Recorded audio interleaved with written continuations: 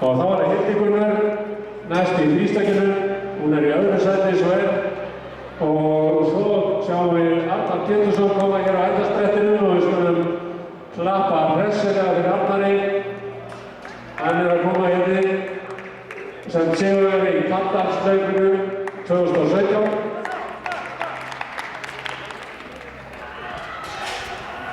Og þetta var gott stökk á Hildi Gunni og þetta er Arnar Pétursson, sérfæðið fyrir honum, sigurvegari í 3000 metra hlaupi Kaldal. 8:56:16.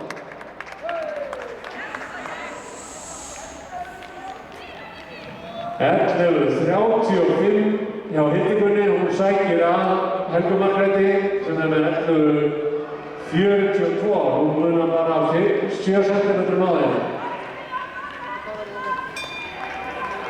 Og Þórólfur kemur annar í mark og Andri Eiríkur að koma hér í 3. sæti. Og þá er það Helga Margrét í þrístakinu, Vilhjálmur kemur í 4. sæti Kaldalshlaupinu. Helga Margrét